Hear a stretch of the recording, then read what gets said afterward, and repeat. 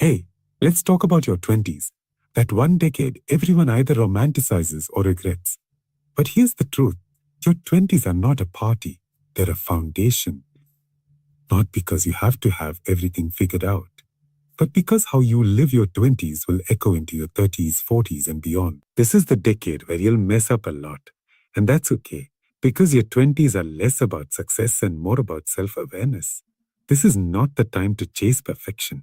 This is the time to chase perspective. Here's the hard truth no one tells you. You will probably not end up where you think you will.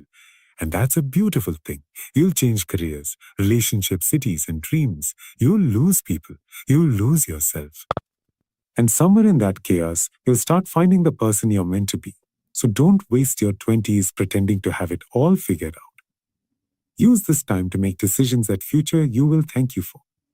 Read, reflect, build, fail, learn, and above all, be patient. Because growth is not visible while it's happening, but it's always happening. We grow up hearing things like, your 20s will define your life. And while there's truth to that, the way it's framed often causes anxiety. It makes people feel like they're in a race, rushing to get a degree, land a high-paying job, find a life partner, buy a house, and somehow figure it all out before they turn 30. That pressure is toxic. Your 20s are not a race to be one. They are a lab where you're meant to experiment, mess up, and slowly start to understand who you are when the world isn't watching. Think about it. This is the first time in your life you're making real choices for yourself. Until now, your parents, teachers, and school systems largely shaped your world. But suddenly in your 20s, you're in charge of your time, your money, your career, your relationships. That shift is overwhelming, and naturally you're going to make mistakes. But those mistakes aren't failures. They're bricks.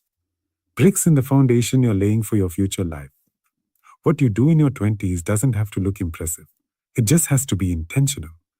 Maybe you switch 3 jobs in 5 years. Maybe you take a year off to travel or figure things out. Maybe you start a side hustle that earns nothing for 2 years. From the outside, it might look like you're lost, but what you're really doing is building depth. You're learning what works for you, and equally important, what doesn't. A house built on weak foundations will crack no matter how beautiful it looks on the outside. That's why your 20s are not about building a facade of success. They're about strengthening your internal structure. Your values, your emotional intelligence, your financial habits, your resilience. These things aren't glamorous on Instagram, but they'll hold your life together when things get messy later on. It's okay if your friends are achieving things faster than you. Someone bought a car, another one got married, someone else got promoted to a managerial role at 26. But here's what no one tells you. Life doesn't reward speed. It rewards alignment. If you move fast in the wrong direction, you're not successful, you're just lost on a bigger scale. Your 20s are your time to find the right direction, not hit the highest speed. Stop treating age 30 like a deadline. It's not. It's a checkpoint, baby. But there is no rule that says you must be successful by then. Some people peak in their 40s. Others pivot in their 50s. You are not late. You are on your own timeline. And the sooner you stop comparing your pace with others, the sooner you'll be able to focus on building something real. Your 20s are less about outcomes and more about inputs. What skills are you building? What kinds of people are you surrounding yourself with? Are you learning to handle failure? Are you spending time with yourself or just numbing boredom with distractions? These inputs may not look like much today, but they compound over time. Like money invested wisely, the returns come later, and they're massive. So don't panic if your 20s feel messy. They're supposed to. This isn't your final chapter. It's your groundwork. What you're doing now is not about proving yourself to the world. It's about preparing yourself for the world. And that's a very different mindset. No one likes to fail. It feels embarrassing, disappointing, and sometimes even shameful. Especially in your 20s, when you're trying so hard to prove that you're capable, smart, and headed in the right direction. Society sells us the idea that failure is something to avoid at all costs. But in reality, failing early is one of the greatest gifts you can receive, because failure, when it happens early, is cheaper, more forgiving, and infinitely more educational than success. In your 20s, you have something that becomes rarer with age of flexibility. You have fewer responsibilities, fewer people depending on you, and more room to take risks.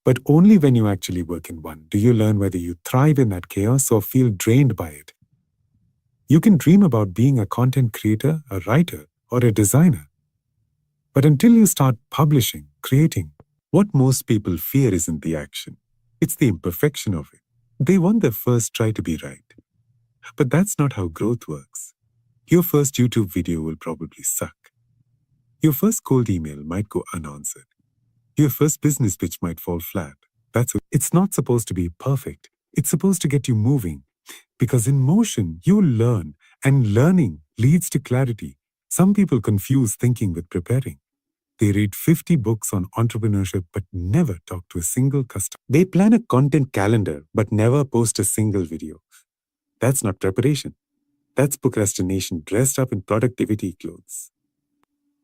If you're not putting yourself in uncomfortable situations where feedback exists, you're not actually growing. You're just consuming. And consumption without execution is just noise. The beautiful thing about your 20s is that no step is final. You can try something for 6 months, hate it, and switch paths entirely. That doesn't make you a failure. It makes you self-aware. Trying doesn't mean committing for life. It means collecting data. The people who seem so confident in their path, they didn't wake up like that. They tried, they tested, they tweaked. Confidence is clarity, and clarity is earned through action. You also build internal trust every time you act, even when you're unsure. You start to realize, I may not always know the answer, but I trust myself to figure it out. That's powerful, because once you know you can survive uncertainty, you stop waiting for perfect timing. You start creating your own momentum. And in that momentum, you find your direction, not from thinking your way forward, but from moving your way forward. And sometimes action doesn't give you the answer you were hoping for. Sometimes it just tells you what isn't right.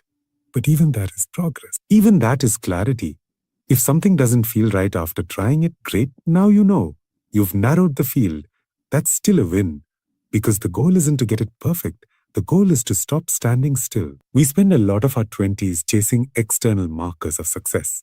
Good jobs, high salaries, relationships that look good on paper. But very few of us stop to ask the most important questions. Who am I really? What kind of life actually makes me feel alive? What kind of environment do I thrive in? What do I truly value? These are not easy questions to answer. But the earlier you begin exploring them, the more aligned your choices will be. Because without self-awareness, success can feel like failure in disguise. You might land a high-paying job and still feel miserable. Not because the job is bad, but because it doesn't align with your personality or values. Maybe you're someone who values flexibility, but you're stuck in a rigid corporate culture. Maybe you're deeply creative, but you've buried that side of yourself in the name of stability. If you don't know yourself, it's easy to get caught in lives that look successful on the outside but feel hollow on the inside. And it's very hard to leave a life you spent years building if you never stop to ask yourself, was this even mine to begin with? Self-awareness gives you clarity about your strengths, not the resume kind. Real strengths. Are you the kind of person who works best in teams, or do you thrive in solitude? Do you make better decisions with logic or emotion? Do you need structure or freedom to do your best work? Knowing these things isn't fluff, it's strategy. It helps you make smarter career moves, choose better collaborators, and avoid burnout by working with your nature instead of against it. It also helps you identify your blind spots. We all have. Maybe you're someone who avoids conflict and says yes too often. Maybe you constantly compare yourself to others and secretly feel like an imposter. Self-awareness doesn't mean you eliminate every flaw. It means you see it clearly. And when you can see it, you can manage it. It gives you power over your patterns, because what you don't own ends up owning you. Your 20s are filled with noise, parents' expectations, social media comparisons, peer pressure, societal timelines. And in all that noise, your own voice can get drowned out. That's why self-awareness isn't something you have, something you build through reflection, through solitude, through asking yourself uncomfortable questions and being honest with the answers. Through journaling, therapy, hard conversations, and failed attempts at doing what you thought you wanted. The people who seem most confident in life aren't the loudest or the flashiest. They're the ones who know themselves deeply. They're not trying to prove anything. because they've already figured out what matters to them. That's what self-awareness gives you. Peace. The ability to make choices without second-guessing every move. The ability to walk away from things that are not meant for you, even when they're popular or praised by others. It also makes relationships healthier. When you're self-aware, you know your emotional triggers. You know what you need in a relationship.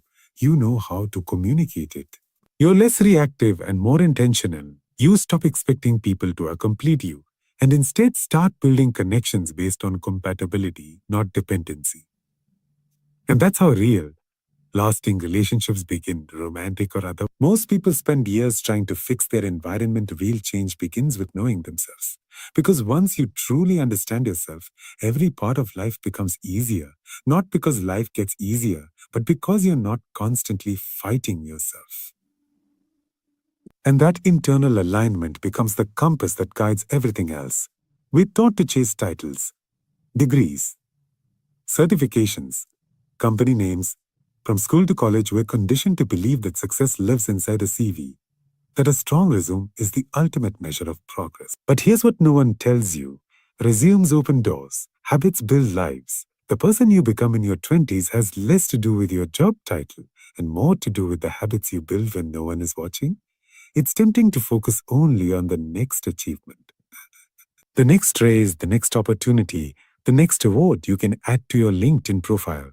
But what will truly shape your future is not the occasional wins, it's your daily systems. Do you wake up with purpose or just in panic?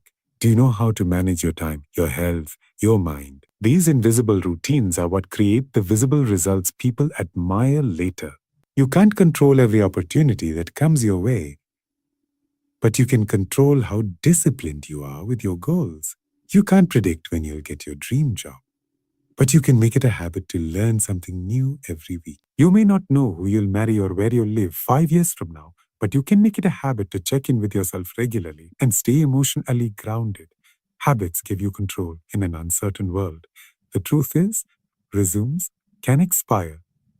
That internship, that position you were so proud of, it might not mean anything 5 years down the line. But if you build the habit of showing up on time, communicating well, learning fast, that sticks with you forever. Skills fade, titles change, but discipline compounds. And what you build quietly in your 20s becomes your advantage in your 30s and beyond. Habits are not just about productivity, they're about identity. Every time you keep a promise to yourself, you're not just checking off a to-do list. You're telling yourself, I'm someone who follows through. Every time you choose to work on your craft instead of mindlessly scrolling, you're shaping your self-image. And over time, that identity becomes powerful. It becomes a quiet confidence no one can take from you. Your habits also reflect your value. If you say health matters but never move your body, there's a disconnect. If you say relationships are important but never invest time in them, something's off. Habits reveal the gap between who you think you are and who you actually are. And closing that gap is where real personal growth. Because there's nothing more exhausting than pretending to be someone you haven't trained yourself to become. It's easy to admire successful people and think they got lucky or they're just talented. But if you dig deeper, you'll find boring routines behind every brilliant outcome. Early mornings, writing every day, repeating the same small actions without applause. What looks like magic from the outside is usually just consistency on the inside. And the best part? That's available to everyone, including. So instead of obsessing over building the perfect resume, start asking, what habits am I building that will still serve me 5 years from now? Am I feeding the version of me I want to become, or just polishing the version I want others to see? Because it's your habits, not your highlights, that quietly shape your future.